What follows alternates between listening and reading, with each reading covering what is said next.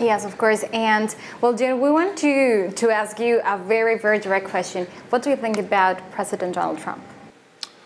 I think he is disrupting a lot of things that presidents in the past have not done, and he is unconventional in his approach to a lot of things, and yeah, I think I'll leave it at that. Okay, thank you.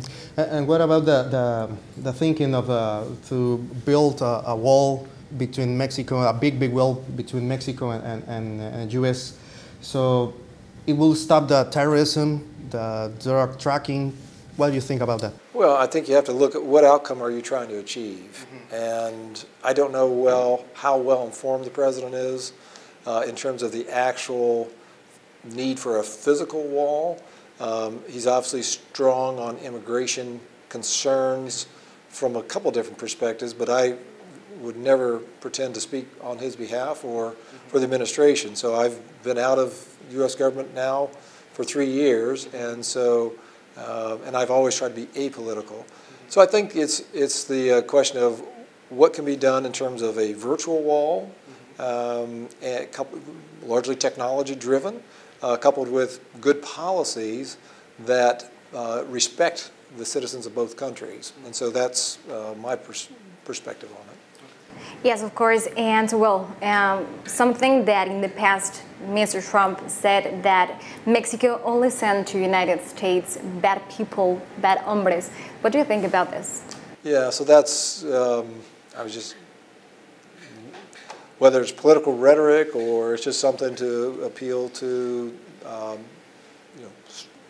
staunch anti-immigration people, that's not accurate, obviously. So what's good to see is that the NAFTA discussions are continuing and that there are some good outcomes that I think will hopefully come from all that.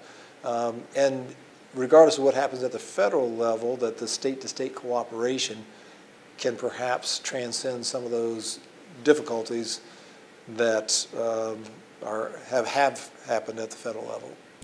Talking about the public safety, last year was the worst year in Mexico, recent Mexico history in public safety.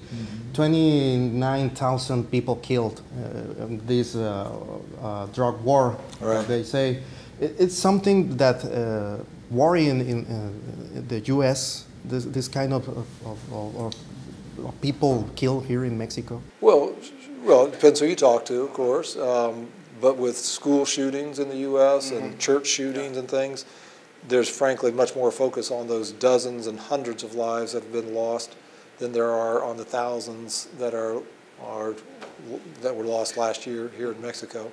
So it really comes down to how much of a connection somebody has with Mexico, but that huge number of lives lost is seen as a threat if that came to the U.S. And so, yeah, that's part of the challenge in terms of just dealing with the political rhetoric and the political reality of how do you make sure that doesn't come to the U.S.